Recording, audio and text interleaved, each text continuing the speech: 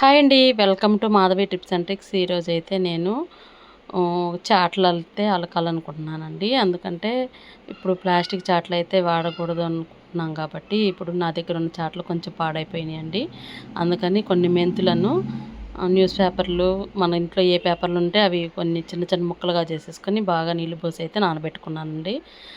ఇదేనండి. ఇంకా ఈ చాటలయితే మా అమ్మ వస్తే ఇలా అలుక్కుంటే మంచిది, మళ్ళీ ప్లాస్టిక్ చాటలు వాడటం ఎందుకని చెప్పి నేనైతే ఈ చాటలనైతే ఇవి 10 ఏళ్ళు అయిందండి కొని. కొన్న కాడ నుంచి వాడతానే ఉన్నా. ఇప్పుడు చిన్న చిన్న హోల్స్ అయితే పడి వాటిలో నుంచి కొరలు అవి చేస్తున్నప్పుడు అవి హోల్స్ నుంచి కారిపోతున్నాయి. అందుకని వీటిని అలకామండి. ఇది నీళ్ళు అయితే ఫస్ట్ అయితే చాటను తీసుకొని దానికి కొంచెం నీళ్లు చల్లేసి మంచిగా తడుపుకొని, తర్వాత మనం చేసిన పిండిని మెత్తగా మిక్సీకి అయితే వేసేసుకొని, మిక్సీకి కానీ గ్రైండర్కి కానీ వేసేసుకొని మంచిగా ఇక అలుక్కోవటమేనండి. ఎక్కడ పోతే అక్కడ కొంచెం దూది పెట్టేసి శుభ్రంగా మంచిగా అలుక్కొని ఎండకు పెట్టేసుకుంటే బాగా ఎండిపోతాయండి. ఇప్పుడు ప్లాస్టిక్ అయితే వాడకూడదు కాబట్టి ఇక వీటిని రీయూజ్ చేసుకుందామని చెప్పి మంచిగా వీటిని అలికానండి. మా అమ్మ వచ్చింది, మా అమ్మ అలికేసింది శుభ్రంగా, ఇంకా కొనే పని లేకుండానే. చాలా అయితే బాగున్నాయండి అలికినాక కూడా. ఇంకా బాగా ఎండినాకైతే మంచిగా అవుతాయండి వీటిల్లో. అప్పుడైతే భలే మంచి ఫీలింగ్ వచ్చింది. అంతేనండి. ఇదైతే చేసాము. ఇంకా ఈరోజు అయితే ఇదిగోనండి సొరకాయ అయితే సొరకాయ నాకు జొన్నపిండి అయితే వేయించుకొచ్చారండి. జొన్నపిండిలోకి అది అస్సలు కొంచెం బరగ్గా వేసేతలకి జొన్న రొట్టె అయితే అసలు వస్తున్నాయి కానీ కొంచెం మందం వస్తున్నాయి. అలా కాకుండా ఇలా ట్రై చేద్దామని చెప్పి నేనైతే సొరకాయని తొక్క అయితే తీయలేదండి. సొరకాయ, ఉల్లిపాయ, పచ్చిమిర్చి, బాగా కరివేపాకు అన్నీ వేసాను. అన్నీ వేసి ముక్కలుగా అయితే కోసేసుకున్నాను. ఇదేనండి మా వంట రూము. ఇది మా వంట సామ్రాజ్యము. ఇక్కడ నుంచే షూట్ చేస్తున్నాను. కొంచెం నాకు రింగ్ లైట్ అయితే లేదండి, మామూలు దాంట్లో నుంచే షూట్ చేస్తున్నాను. ఇప్పుడు సొరకాయతో ఎలా చేసుకోవాలి జొన్న రొట్టె అనేది చూపిస్తాను. సొరకాయనైతే నేనైతే పీల్ అయితే చేయలేదు, అంతే తొక్కుతోనైతే వేసేసాను. పచ్చిమిర్చి, కరివేపాకు అన్ని ముక్కలు అయితే కోసేసుకున్నానండి. ఇప్పుడు జొన్న పిండిని అయితే తొక్కు కూడా తీయకుండా కూడా ఈ జొన్న రొట్టెలు మనం మంచిగా చేసేసుకుంటుంటే చాలా బాగుంటాయండి. ఇలా ఒకసారి జొన్న రొట్టెలు రాని వాళ్ళు కూడా ఇలా ఒకసారి ట్రై చేయండి. టేస్ట్ అయితే చాలా బాగుంటాయి. ఇప్పుడు మనం సొరకాయను కూడా నేను సన్నగా ముక్కలాగా తరుక్కున్నాను, మీరు చూస్తున్నారు కదా. అలా తరుగేసుకొని ఇంకా వాటిని చిన్న చిన్న ముక్కలన్నీ చేసేసుకొని మనం ఒక బౌల్లోనైతే వేసేసుకోవాలి. ఇప్పుడు మనము ఎంతమంది ఉన్నాము, ఎన్ని తింటామని అంటే మనిషికి ఒక గంట చొప్పున పిండి. ఇప్పుడు 2, 3 తింటాం అనుకోనండి, అట్లా 3 గంటల పిండి. అట్లా మన ఇంట్లో నలుగురు ఉన్నప్పుడు 4 గంటలు, 12 గంటల పిండి అయితే వేసేసుకోవాలి. ఇక కొంచెం అన్నము పొద్దున్నే ఏదన్నా అన్నం ఉన్నా కూడా కొంచెం తగ్గించి క్వాంటిటీని అయితే తగ్గించుకోవాలండి. ఇదేంటే ఇవి కూడా జొన్నలు, పచ్చ జొన్నలండి. మా వారు ఊరికాడ నుంచి తీసుకొచ్చుకున్నారు, వాళ్ళ ఫ్రెండ్ ఉంటే అక్కడ కొనుక్కొచ్చుకున్నారు. ఈ పచ్చజొన్నలను అయితే నేను పిండి పట్టించాను. ఈ పచ్చజొన్నలో కూడా చాలా ఫైబర్ ఉండిద్దండి. అసలు జొన్న రొట్టె చేయటం కూడా చాలా కష్టంగా, అంటే బరగ్గా మెత్తగా వేయకుండా కొంచెం బరగ్గా వేపించారు. అందుకే ఇట్లా కూడా ఒకసారి ట్రై చేద్దాం, అది చేస్తే కొంచెం మందంగా వస్తున్నాయని చెప్పి. ఇప్పుడు మాకు ఇంట్లో నలుగురు ఉన్నాం కాబట్టి నలుగురికి సరిపడా పిండి అయితే వేసేసుకున్నాను. ఇవైతే నువ్వులండి. ఈ నువ్వులను కూడా నేను ఐరన్ ప్యాన్లో వేయించినవండి, పచ్చివైతే కాదు. ఈ నువ్వులను కూడా మనం వేసుకోవచ్చు. మనకు కావాల్సినంత క్వాంటిటీ అయితే నువ్వులను కూడా వేసుకోవచ్చండి, ఎక్కువైనా వేసేసుకోవచ్చు. ఇప్పుడు నువ్వులు కూడా మంచి కాల్షియం ఉండిద్ది అంటున్నారు కాబట్టి వీటన్నిటికీ నేనైతే వేడి నీళ్ళు కూడా కాదండి, మామూలు నీళ్ళతోనే తడిపేసుకోవచ్చు. ఇక ఉప్పు కూడా కొంచెం కరెక్ట్గా వేయాలండి, కొంచెం తక్కువ వేస్తే మళ్ళీ టేస్ట్గా చప్పగా ఉంటాయి జొన్న రొట్టెలు తినలు అనుకున్నప్పుడు. మరి ఇంకా మళ్ళీ కర్రీ కూడా చేసుకోవాల్సిన అవసరం లేదు. ఇది మనకు పచ్చిమిర్చి ఉన్నాయి, కరివేపాకు, సొరకాయ ఉన్నాయి కాబట్టి మనకి కర్రీ కూడా అవసరం లేకుండా వీటిని ఉత్తగానైనా తినేసేయచ్చు. తక్కువ ఆయిల్ కూడా పట్టిద్దండి. అది ఎలానో ఏంటో చెప్తాను. మనమైతే ఫస్ట్ అయితే నీళ్ళు అయితే పోసేసుకొని మంచిగానైతే బాగా, ఇప్పుడు మనం పిండి అయితే కొంచెం మరీ చెక్కల జొన్న పిండిలానే కలుపుకోవాలండి. కలుపుకొని పక్కకు పెట్టేసుకుందాము. మనకి సరిపోను నీళ్ళు అయితే చూసేసుకొని పోసేసుకోవాలి. నాకైతే ఒక గ్లాసు నీళ్ళు అయితే పట్టినాయండి. ఏదైనా పాత పద్ధతులు అవలంబించడమే బెస్ట్ అండి. అందుకే నేను చాటలు కూడా మా అమ్మ వస్తే ఇక ఈ చాటలనే ఉపయోగించుకుందామని చెప్పి మంచిగా మా అమ్మగారు అలికిందండి. తడుపుకొని చాటలను కూడా ఫస్ట్ అయితే తడిపేసుకొని పైన ఈ మనం మిక్సీ వేసుకున్న పేస్ట్ని తీసుకెళ్ళి అలుక్కొని మంచిగా ఎండలో పెట్టేసుకుంటే కొత్త వాటిలాగా మెరిసిపోతాయండి. ఇలా పక్కకు పెట్టేసుకున్నాను నేను. ఇప్పుడైతే ప్యా పొయ్యి మీద అయితే ఈ ఐరన్ ప్యాన్ అనేది నేను మార్కెట్లో తీసుకున్నానండి. దీని మీద అయితే నాకు దోశలైనా చాలా బాగా వస్తాయి. తక్కువ ఆయిల్ పట్టిద్ది. హీట్ కూడా మొత్తం బాగా అయిద్ది.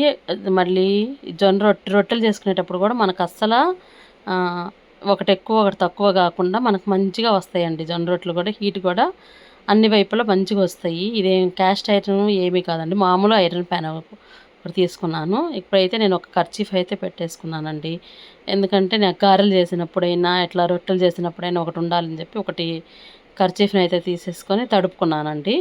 పక్కన ఒక గ్లాసు నీళ్ళు అయితే పెట్టేసుకొని మనం చిన్న చిన్న వంటలు చేసేసుకొని ఇట్లా మనకి సొరకాయ ముక్కలు ఉంటానో కొంచెం ఈజీగానే వచ్చింది. అంత గట్టిగా ఏముండదు. పిండి కూడా మరి అంత గట్టి కలుపుకోవాల్సిన అవసరం లేకుండా మనకి ఈజీగానే రొట్టె అనేది చాలా బాగా వచ్చేసిద్ది. జరిగిపోతూ ఉండిద్దండి. ఎందుకంటే ఈ జొన్నల్లో పచ్చజొన్నల్లో కొంచెం ఫైబర్ ఎక్కువ ఉండిద్ది కాబట్టి మనకి జరిగిపోతూ ఉండిద్ది రొట్టె. అట్లా ఈజీగా చేసేసుకొని ఇక చేత్తో తీసేసుకొని పెనం మీద వేసేసుకుంటే కాల్చుకోవచ్చండి.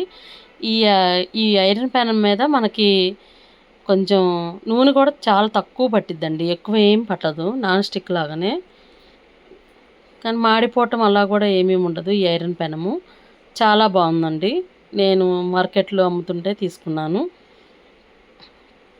ఈ పెనం అయితే నాకు చాలా బాగా నచ్చింది. దోశలు కూడా దీని మీద మామూలు ఐరన్ నాకు నాన్ స్టిక్ ఉంటే ఈ పెనం తీసుకున్న కాడ నుంచి దీని మీదే వేస్తున్నాను. నాన్ స్టిక్ అస్సలు యూజ్ చేయట్లేదు. దాని మీద మా పిల్లలు ఇష్టం కూడా పడతలేదు. ఈ ఐరన్ పెనం మీద దోశలే చాలా బాగుంటాయి. నేనైతే ఈ మామూలు ఐరన్ పెనం ఇది 200 ఏమో అయింది. ఈ ఐరన్ పెనం మీదే యూజ్ చేస్తున్నాను. చాలా బాగుంటాయి. విరిగిపోకుండా కూడా వస్తున్నాయి. అలా దోశలు ఎలా వేసుకోవాలి ఏంటనేది ఇంకో వీడియోలో చూపిస్తాను. ఇప్పుడైతే జొన్న రొట్టె చూపిస్తున్నాను. ఇట్లా వేసుకుని చూసారా, పచ్చగా అంతా స్కిన్తో ఉన్న ముక్కలతోనే కనిపిస్తున్నాయి. వీటి మీద ఇప్పుడైతే కొంచెం తక్కువ ఆయిల్ వేసుకుని, ఫస్ట్ది కాబట్టి కొంచెం వేసుకున్నానండి. తర్వాత కొంచెం తక్కువ ఆయిల్తోనే ఇక మనకి ఈజీగా వస్తాయి. మాడి కూడా పోకుండా ఈవెన్గా మొత్తం బాగా హీట్ అనేది తగిలిద్దండి. తొందరగా కూడా అయిపోయింది. ఈ పెనం మీద హీట్ అనేది బాగా వచ్చింది కాబట్టి దోశలైనా ఏవైనా సరే తొందరగా వచ్చేస్తాయి. అంటే తొందర తేలి వస్తాయి అంటారు కదా, తొందరగా అట్లా అన్నమాట. మనం తిరగదిప్పుకొని మధ్యలో ఘాట్లు పెట్టేసుకొని మనం ఇంకా ఫస్ట్ దానికైతే కొంచెం వేయాలండి నూనె. తర్వాత మనకి ఆయిల్ ఉండిద్ది కాబట్టి తిప్పుకుంటూ ఉంటాం కాబట్టి మనకు అప్పుడు బాగా పట్టిద్దండి. బాగా తక్కువే పట్టిద్ది. ఇక ఈవెన్గా మళ్ళీ మాడిపోయి నల్లగా పింకుల్లాగా అయ్యేటట్టు కాల్చకుండా ఓన్లీ రెడ్ కలర్ వచ్చిన వరకు కాల్చేసుకొని పక్కకు పెట్టేసుకోవటమేనండి. ఇక సొరకాయ కూడా చాలా మంచిది. ఇట్లా పీల్ చేయకుండా కూడా వేసుకుంటే మనకి చాలా బాగుండిద్దంట. ఫైబర్ కూడా ఉండిద్దండి. ఇది నేను ట్రై చేశాను, చాలా బాగుంది. ఇక అందుకని మీతో షేర్ చేస్తున్నాను. మన ప్రతి వీడియోలో ఏదో ఒక టిప్ అయితే ఉండిద్దండి, మంచి టిప్పు. ఇప్పుడు ఇంకా టైలరింగ్ వీడియోస్ కూడా పెడతాను. ఫోన్ అనేది సపోర్ట్ చేయట్లేదు. టైలరింగ్ వీడియోస్లో పెడితే ఇంకోటి ఎడిటింగ్ చేయడానికి రావట్లేదు, వీడియో తీయడానికి కూడా రావట్లేదు. చాలా టైం పడుతున్నాయి టైలరింగ్స్. అవి కూడా చాలా బట్టలు ఉన్నాయండి. అవి కూడా చిన్నగా ఒక్కోటి కుట్టి పెడతాను. అంటే మనది కుకింగ్ టైలరింగ్ అని పెట్టాం కదండి. ఈ కుకింగ్ ఛానల్ వీడియోస్ అన్నీ ఒకసారి వస్తాయి. తర్వాత మళ్ళీ టైలరింగ్ పెడితే టైలరింగ్ వీడియోస్ అన్నీ అట్లా వస్తాయండి. ఇట్లా మంచిగా రోస్ట్ అయ్యేటట్టు కాల్చుకోవాలి. మనం మంట సిమ్లో పెట్టుకొని అయినా చేసుకోవచ్చు. ఇట్లా వెంటనే ఇక ఎన్ని కావాలంటే అన్ని పెట్టేసుకొని చేసేసుకోవచ్చండి. ఇక ఆయన కాలుస్తూ ఉంటే మా పిల్లలు వేడివేడిగా తింటే చాలా బాగుంటాయి. ఏమి నంచుకోవడానికి కూడా ఏమి అవసరం లేదు. మరి మళ్ళీ మాడిపోకుండా మామూలుగా రైట్గా రోస్ట్ అయింది చూడండి.